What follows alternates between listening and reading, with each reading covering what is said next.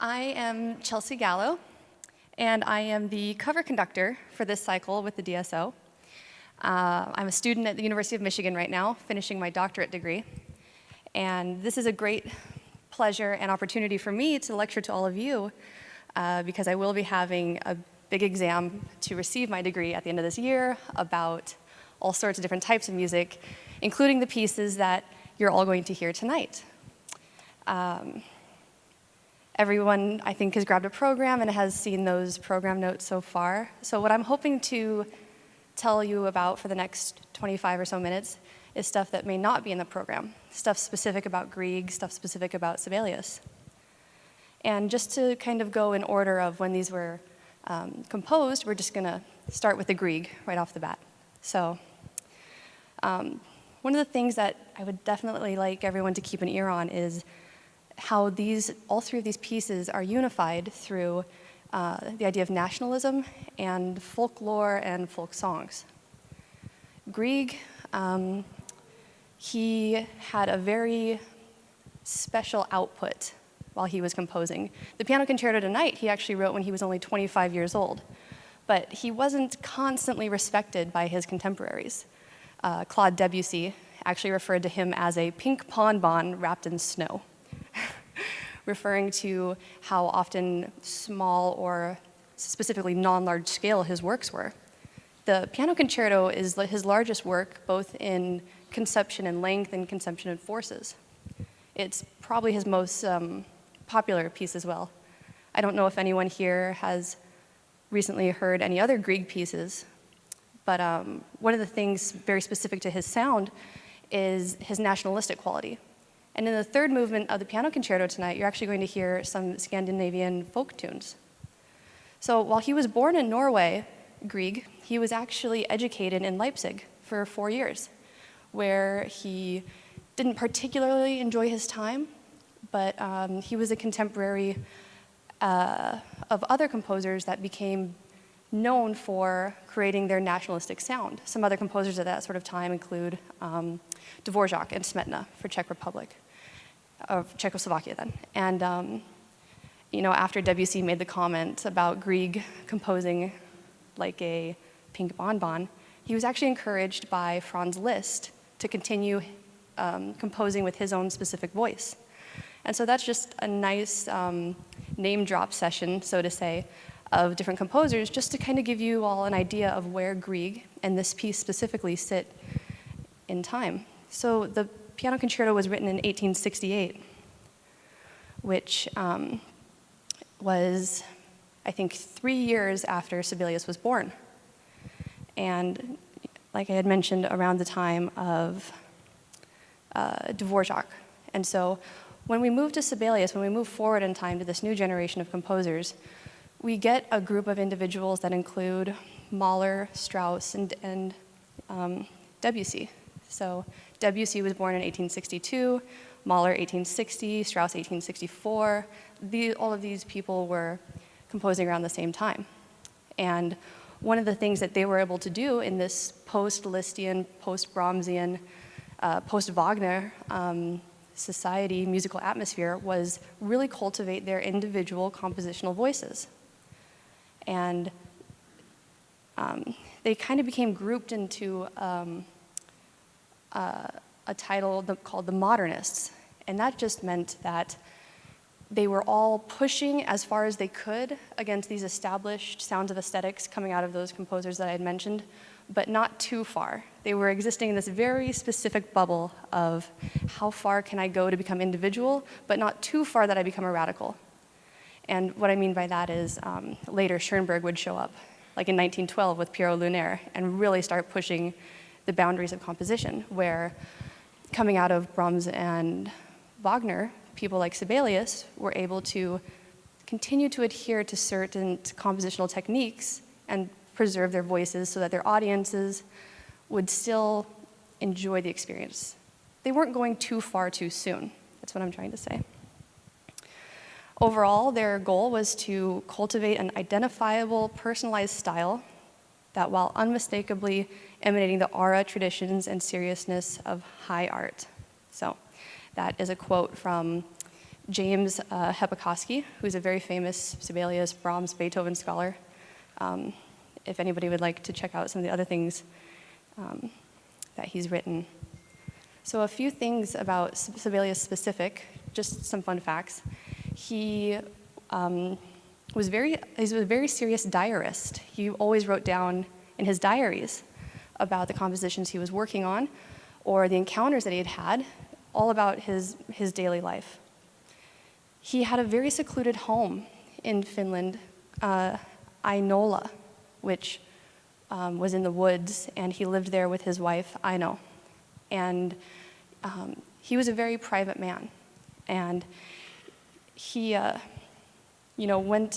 traveled. He went to America, actually, in 1914, and he went to London in 1909. And it was in London that he met Debussy, Debussy, the opinionated person that he was. And Sibelius thought of Debussy that he was too young. He didn't quite understand composition like Sibelius did.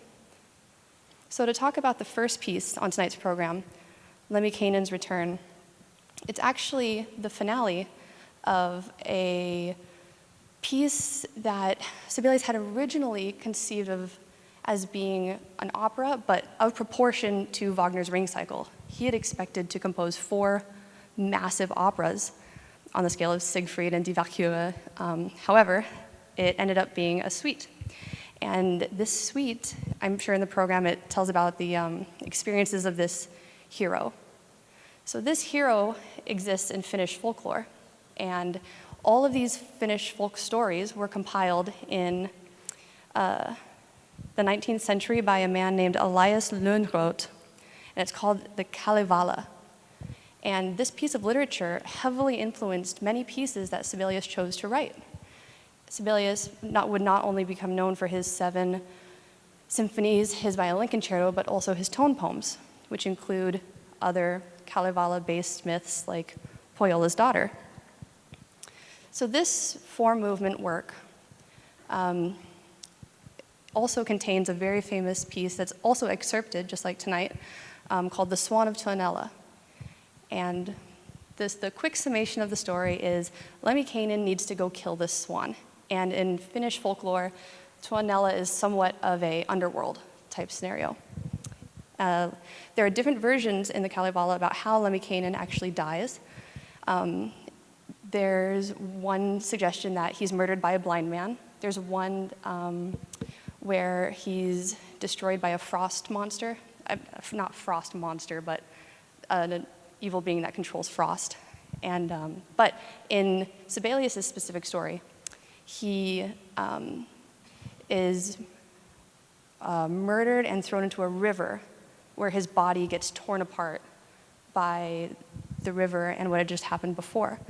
But his mother learns of what happened to him, and she comes to the river, and she has a special copper rake and rakes out all of his body parts from the river, collects them, and sews them back together. But while she's assembled his body, his soul's not there. And so what happens is she has to retrieve this magical honey that restores his soul to his body. And she succeeds, which is the final movement of the work, which is the first piece on tonight's program, Lemminkäinen's Return. So we kind of begin with a resurrection, which is a great way to start the program. Overall, the program is every Sibelius thing you'll hear tonight is in a major key. So Lemminkäinen's Return was originally began in 1895, which is very early on in Sibelius' compositional career. And as I had mentioned with Grieg about nationalism, Sibelius felt that there was a time for a specific Finnish voice, and he said, "I would like us Finns to have a little more pride, not to be hanging our heads. What is there to be ashamed of? This is an idea that runs through Lemminkäinen's Return. Lemminkäinen can hold his own with any count or marquis."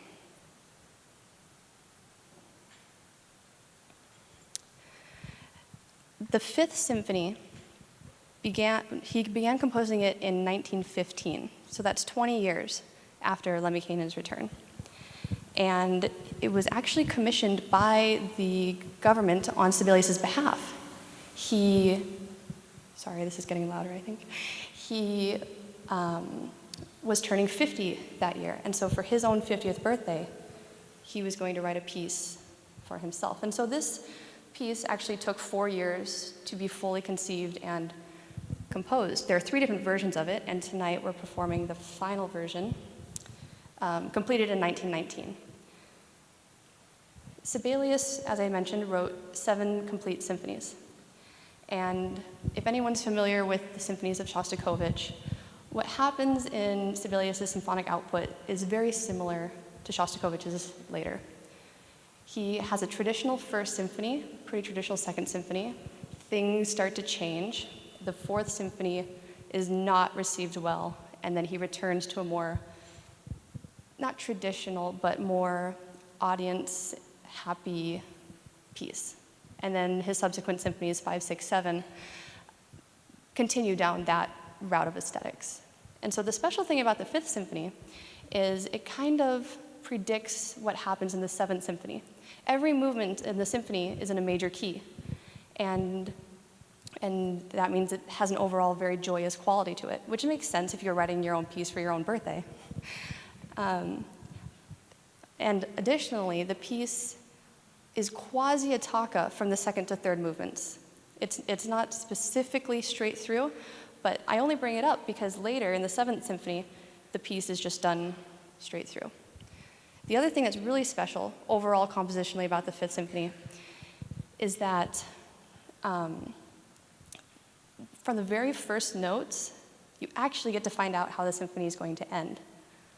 So this 3-movement structure of this work, the first movement, it starts slow and then it gets fast. The second movement isn't slow or fast. It functions more as an intermezzo. And then the 3rd movement starts fast and then ends slow. The ending of this symphony, I have to say, is one of the strangest endings to a symphony I think I know of. And I feel like I know quite a few symphonies, so you'll have to take my word on that. As I had mentioned about Sibelius writing a lot in his diary, we are so fortunate to have all of these things that he wrote. And when you read what he had to say about his own compositional style, he's both very humbled, but very judgmental at the same time. So what he had to say about art and composition regarding himself was, "It is rather impossible to explain art with words. Therefore, I don't like to speak about my music. When I do, I regret it the next day. The listener has unlimited possibilities of misunderstanding me and limited possibilities of understanding me." The scholar I mentioned earlier, Hepikowski, he perfectly sums up how we experience the very specific sounds of Sibelius. He calls them sound sheets. And while we're going tonight, you're going to hear instruments enter the texture and then leave almost seamlessly, like were they even really there? And it's almost like, has anyone painted with watercolors before? You know how they kind of bleed into each other? But overall, once you get the whole picture, it's a clear image, not that blurry. That's kind of how this symphony comes across. Oh, and what I meant by knowing how the symphony ends is because the very first 4 notes of the symphony are also the very last ones of the symphony. If anyone here has perfect pitch, you'll be able to recognize that on your own without me having said it. So what happens with this sound sheet style of composing is you rely heavily on the things that get remembered from before when you're an audience member. Sibelius also said about his composing, "Musical themes are the things that will determine my destiny." And so the musical themes, the musical ideas, you're going to hear some in the first movement and second movement, and then they're all going to kind of coalesce in the 3rd movement. In the second movement, keep an ear out for da-da-da-da-dum. And then it comes back in the 3rd movement in the bass line. Our bass section is over here, and they just get to go to town on this beautiful figure while the rest of the orchestra in the finale plays perhaps the most soaring melody in symphonic music. It's unreal. And what he said about the 3rd movement specifically, he said, that such a poor being as I could have such rich moments. And this finale has a famous story attached to it. I'm not sure if it's in your programs tonight, but it's worth repeating. As I had mentioned at the beginning of this lecture, Sibelius lived in the woods, and there was a body of water nearby, and a bunch of swans would constantly fly in and out. And on April 10th in 1915, while he had already begun construction of the symphony, he wrote, "In the evening, I worked on the symphony, arrangement of the themes, this important task which fascinates me in a mysterious way. It's as if God had thrown down the tiles of a mosaic from heaven's floor and asked me to determine what kind of picture it was. Maybe this is a good definition of composing, maybe not. How would I know?" Of course he would know. He's an exceptional composer, and we're lucky to have his music. But the other funny thing is we have sketches of this finale and sketches of this theme that predate this encounter with these swans. So there's more to this diary entry was specifically there were 16 swans.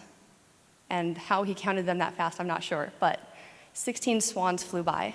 And that diary entry came after the sketches for the melody. But it doesn't really matter because he himself later associated that moment with those swans with that sketch. And I'm not going to sing it for you because you're going to know exactly what I'm talking about when you hear it in the finale. It occurs about a minute and a half into the third movement, and it soars, to say the least. At the end of his life, he didn't have some Mozart-type moment where he died composing his final piece.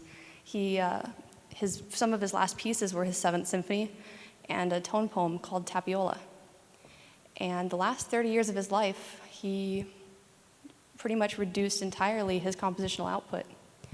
It's a very strange thing that happened to him. He went back to the woods and he lived with his wife, and he fell into a massive depression.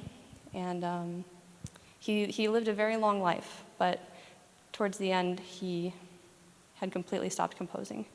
But it's interesting to speculate and wonder about where that would have gone if he had written more.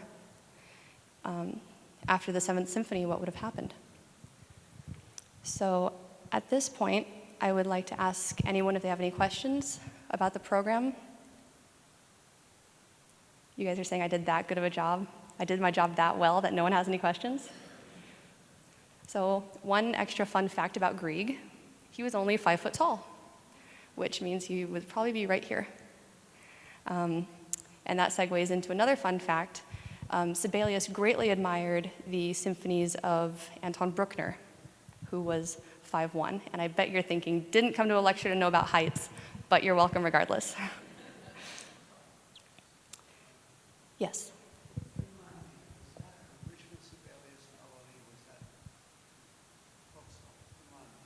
Yes, Finlandia is folk songs. Yes. And it's probably hailed as the most nationalistic piece from that area of the world. I think the DSO actually did it 3 or 4 years ago. So. And if anyone was here last year during the French cycle, some of the WC pieces that were done, inside the program notes, there were little references to WC's thoughts about Grieg, which were beautifully written by whoever wrote those. So, yes.